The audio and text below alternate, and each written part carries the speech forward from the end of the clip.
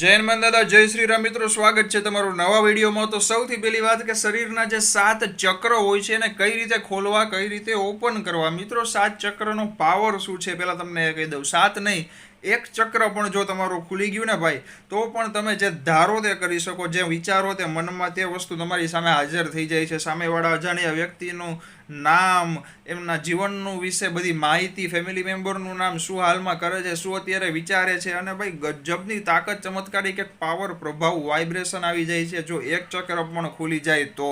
મિત્રો સૌથી પહેલાં 7 ચક્રના નામ તમને કહી દઉં। મૂલાધાર ચક્ર, સ્વાધિષ્ઠાન ચક્ર, મણિપૂરક ચક્ર, અનાહત ચક્ર હોય છે, વિશુદ્ધિ ચક્ર, આજ્ઞા ચક્ર અને સહસ્ત્રાર ચક્ર। આ 7 ચક્રો શરીરના 7 ચક્રના નામ છે। તો મિત્રો 7 ચક્ર કઈ રીતે ખોલવા, સૌથી પહેલી વાત એ આવે તો ભાઈ આ કોઈ આખું જંગલ છે, આ એક મેડિટેશન ધ્યાનનું આખું જંગલ છે। એમાં તમે જો પાર થઈ ગયા તો તમે રાજા ભાઈ, એવું આ એક ચક્ર છે। તો મિત્રો 7 ચક્ર મેં તમને કહું, એક સંત હતા હિમાલયના, બહુ મોટી ઉંમરના સંત છે, એમનો વિડીયો યુટ્યુબમાં જોયો હતો, અને બીજા બધા પણ ઘણા બધા સાધુ સંતો છે જૂનાગઢના છે, બધા લોકોને મેં પૂછેલું છે અને જાણેલું છે, તમને કહું છું। મિત્રો શરીરના 7 ચક્ર છે ને એ ખોલવા માટે અલગ અલગ મંત્ર હોય નાના નાના, જેમ કે યમ, હમ, ઓમ, મમ, વમ, એવા બધા બે બે અક્ષરના શબ્દના એક આખા મંત્ર હોય છે। ખાલી એટલું જ તમારે શ્વાસોશ્વાસની ક્રિયા સાથે બોલવાનું હોય છે। પણ મિત્રો તમે માનશો નહીં, આજની તારીખમાં પણ 7 ચક્ર ખુલેલા હોય ને એવા સંત આ ભારત દેશમાં છે। એ એક બહુ મોટી ગર્વની વાત કહેવાય। અને એક સંતને મેં પણ જોયેલા છે ભાઈ, આ હું મસ્તી મજાકની વાત નથી, આ કોઈ ખાલી એમને કહેવા માટેની વાત નથી, પણ એ બહુ લાંબી વાત છે। ક્યારેક ટાઈમ સમય મળે તો અલગથી વિડીયો બનાવશું, આપણે બનાવીશ, તમને કહીશું। પણ એમની પાસે કોઈ ન જઈ શકે ભાઈ, હું પણ નથી જઈ શક્યો અને કોઈનું કામ નથી, પણ એને જોઈને તમને આઈડિયો આવી જાય કે કાંઈક અલગ વ્યક્તિત્વ આ છે, તમે આગેથી જોઈ શકો। પાસે જવાય એવું નથી, પણ રિસ્ક ન લેવાય, કારણ કે એ કંઈ કરે તમને કાંઈ નહીં, પણ એની એનર્જી સહન કરવી અઘરી હોય છે। તો મિત્રો સૌથી પહેલી વાત તમને એ કહી દઉં કે આ 7 ચક્ર ખોલાય કે નહીં, એના લાભ, ફાયદા અને નુકસાન તમને કહું। મિત્રો 35 વર્ષનો એક વ્યક્તિ હતો, કેટલા 35 વર્ષનો, ગાઝિયાબાદ ઉત્તર પ્રદેશ કંઈક શહેરનું નામ છે, મેં એનો ઇન્ટરવ્યૂ જોયું હતું વિડીયોમાં યુટ્યુબમાં, કંઈક સોરી ફેસબુકમાં, પણ એને ડિટેલ બહુ ઝાઝી નહોતી આપી, જેટલી આપી હતી મેં સાંભળી છે એ તમને કહું। એ 35 વર્ષના યુવકે યુટ્યુબમાંથી વિડીયો જોયો કે 7 ચક્ર કેમ ખોલવા। પહેલાં આખી વાત સાંભળજો, પછી તમે મને જજ કરજો અને કહેજો હું સાચું કહું છું કે ખોટું કહું છું। હવે એ 35 વર્ષનો જે યુવક હતો, એણે યુટ્યુબમાંથી કેમ ચક્ર ખોલવા એ કંઈક ગમે તે વિડીયો જોયો હશે, કારણ કે આમાં તો હજારો વિડીયો માણસો કહેવા માટે બેઠા જ છે ભાઈ, પણ કોઈ ગેરંટી જવાબદારી લેવા નથી બેઠા, બરાબર ને। તો એણે એક ચક્ર ખોલવાનું નક્કી કર્યું, મૂલાધાર ચક્ર, અને એના માટેનો જે કોઈ પણ શું કહેવાય સોરી મંત્ર આવતો હોય, શ્લોક નહીં મંત્ર આવતો હોય, એ મંત્ર બોલવાનું શરૂ કર્યું। હવે એ મંત્ર બોલતા બોલતા બોલતા બોલતા 1 દિવસ, 2 દિવસ, 3 દિવસ, 4 દિવસ, 10 દિવસ માટે આ વસ્તુ એણે કરી। પણ 10 દિવસમાં મિત્રો 24 કલાકમાંથી મોસ્ટ ઓફ ખાલી 2 થી 3 કલાક જ ધ્યાનમાંથી ઊભો થતો, એટલો ઊંડો વયો ગયો હતો, બાકી આખો દિવસ એક જ વસ્તુ, એક જ વસ્તુ, એક જ વસ્તુ। હવે થયું શું 10 દિવસ પછી? મિત્રો 10 દિવસ પછી વ્યક્તિના કાંઈક અલગ અલગ આરતી થતી હોય મંદિરમાં, ઓલા ડંકા વગાડતા હોય બધાય, પાણી નદીનું જાતું હોય, એવા બધા અવાજ સંભળાય। એના મગજનો કોઈ પ્રોબ્લેમ નહોતો, મેન્ટલી કોઈ પણ ઇસ્યુ નહોતો, પણ આવું સંભળાતું હતું। હવે ડૉક્ટર પાસે ગયા, ડૉક્ટર આ વસ્તુ ન જાણી શકે ભાઈ, આ હું તમને લખીને દઉં, હા શરીરનો રોગ હોય એમાં ડૉક્ટર સિવાય કોઈનું કામ નથી, પણ આ જે વસ્તુ હતી એ મગજના ડૉક્ટર પાસે લઈ ગયા, કાંઈ થયું નહીં, દવાઈ ખાધી, નોર્મલ ડૉક્ટર પાસે લઈ ગયા, મોંઘી હોસ્પિટલમાં લઈ ગયા, કાંઈ પ્રોબ્લેમ, કાંઈ ખબર પડી નહીં।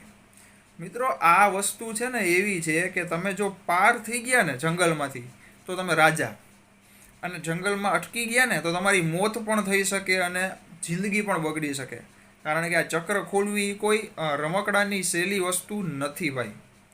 હું મિત્રો ધારું ને, હું તમને મોટી મોટી વાત નથી કરતો, પણ મારી પાસે એટલા સ્ટેપ છે આના વિશે, એટલી માહિતી સચોટ છે કે હું ધારું તો 1 વર્ષમાં 7 ચક્ર ખોલી દઉં મારા ભાઈ।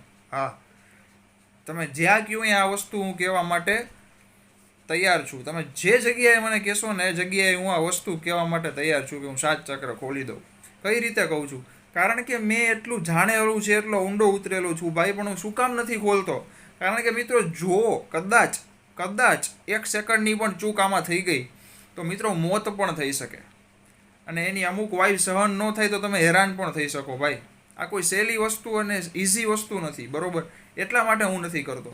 અને ઘણા લોકો કહેતા હોય છે, સાધુ સંતો, કે માણસ ખોલવા હોય તો 1 દિમાગ પણ ખોલી શકે, ઘણા 1 વર્ષમાં ખોલી શકે, ઘણા 12 વર્ષમાં 1 ચક્ર ખોલી શકે. જેવું જેની તાકાત, જેવો જેનો પાવર, જેવો જેનો એક્સપિરિયન્સ અને વાઇબ. તો મિત્રો, એ જે વ્યક્તિની આપણે વાત કરતા હતા, તો એ 10 દિવસ એણે આ વસ્તુ કરી, ડૉક્ટરને બતાવ્યું, બધા મેન્ટલિસ્ટને બતાવ્યું, ઘણી જગ્યાએ ટ્રાય કરી, પણ કાંઈ વસ્તુ થઈ નહીં.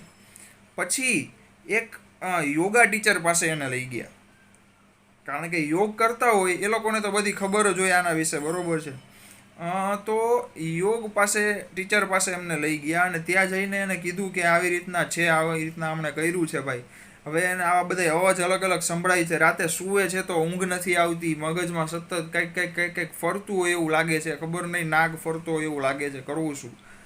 મિત્રો, યોગા ટીચરે શ્વાસોશ્વાસની જે પ્રાણ જે કહેવાય, આમ એક નાક બંધ કરી અને શ્વાસની પ્રક્રિયા જે કહેવાય, આવી રીતના બધા કરતા હોય છે. હું તો પ્રાણાયામ યોગ નથી કરતો એટલે મને ખ્યાલ નથી જાજો, પણ કંઈક નામ આવે છે યોગનું, એ નામથી એમને એ ચક્ર પાછું નીચે બેસાડી દીધું. ત્યારબાદ બધું એની લાઈફમાં શાંત થઈ ગયું. વિચાર કરો મિત્રો, ખાલી 1 ચક્ર ખોલવા પાછળ, હજી ખુલ્લું જ નહોતું હો, એ યોગના જે ટીચર હતા ને એણે કીધું કે આ વસ્તુ તારાથી થઈ જ નથી, હજી તો શરૂ થવા જાતું હતું ને તારાથી એને એનર્જી સહન ન થઈ, ગાંડાઈ કે આ વસ્તુ હવે ન કરતો, અને એણે બંધ કરી દીધું ભાઈ. પ્રાણાયામ દ્વારા એને પાછું બેસાડી દીધું ચક્રને. મિત્રો, એટલા માટે કહું છું, આ 7 ચક્રનો વિડીયો બનાવવાનો કારણ શું? હવે તમને હું મેઇન વસ્તુ કહું, એટલા માટે કે તમે યુટ્યુબમાં જે 7 ચક્ર વિશે શીખડાવતા હોય ને ભાઈ, એ શીખી અને કોઈ વસ્તુ ક્યારેય કરવી નહીં. હા, બાકી નોર્મલ વસ્તુ જે છે, ધ્યાનની પ્રક્રિયા છે, શરીર રિલેક્સ કરવા માટેની પ્રક્રિયા છે, એ બધું કરો વિડીયો જોઈને, એમાં કોઈ નુકસાન નથી. પણ આ 7 ચક્ર બહુ અઘરી અને મોટી વાત છે મિત્રો. ક્યારેક સમય મળે તો લાંબો વિડીયો પણ બનાવીશ કે મેં એના વિશે શું અનુભવ કરેલો છે અને શું હું કઈ રીતે આ બધી વસ્તુ જાણું છું ભાઈ. ક્યારેક નિરાતે તમને જરૂરથી કહીશ, પણ અત્યારે એટલું જ કહેવા માગું છું કે 7 ચક્ર ખોલવાની જરૂર શું છે વાલા? મને એ કહો, તમે શું જરૂર છે? કાંઈ જરૂર છે ભાઈ? ભગવાનનું નામ જપ લ્યો, બસ દરરોજ દાદાનું નામ લ્યો, હનુમાન દાદા, હનુમાન દાદા, હનુમાન દાદા, રામ રામ રામ રામ રામ રામ, મહાદેવ મહાદેવ, જય માતાજી, જય માતાજી. તમારા કોઈ પણ પ્રિય દેવી દેવતા હોય, એનું નામ જપ કરો બસ. એનાથી વધારે કાંઈ જરૂર નથી, કાંઈ જોતું નથી ભાઈ. નામ જપમાં એટલી તાકાત છે ને, તમે નામ જપમાં પણ ઊંડા ઉતરી જાઓ ને તોય તમારા ચક્ર છે ને આપોઆપ ખુલી જાય ભાઈ, એટલી તાકાત છે એમાં. પણ સમય લાગે. ભક્તિ ભાવ, શ્રદ્ધા, પ્રેમ અને વિશ્વાસ ને આસ્થા હોય ને તો દાદા તમારું બધું કામ કરે ભાઈ, બરોબર છે? તો મિત્રો, આટલું જ આ વિડીયોમાં કહેવાની ઈચ્છા હતી. ખોટું લાગ્યું હોય તો માફ કરજો. અને ટાઇટલ થંબનેલ તો એટલા માટે લખ્યું કારણ કે મિત્રો, અમુક લોકોને ખબર પડે કે અત્યારના સમયમાં મિત્રો અમુક લોકો શું કરતા હોય, યુટ્યુબમાં વિડીયો જોતા હોય કે આ ચક્ર આવી રીતના ખુલે, હાલો હું ખોલી નાખું. જે ઓલા 35 વર્ષના યુવકની વાત મેં તમને કરી ને, એને સેમ આવી જ રીતે ખોલવાની ટ્રાય કરી અને એ ફસાઈ ગયો હતો. કારણ કે એની એનર્જી સહન કરવી બહુ અઘરી હોય છે ભાઈ. હું ધારું તો હું પણ એ વસ્તુનો ઉપયોગ કરી શકતો હોઉં, મને ખબર પણ છે કઈ રીતે થાય, સચોટ વસ્તુ ખબર છે, એક નિયમ ખબર છે, તોય હું નથી કરતો. શું કામ? કારણ કે એનું કંઈક કારણ હોય ભાઈ. જે વસ્તુ થતી હોય એ કરાય.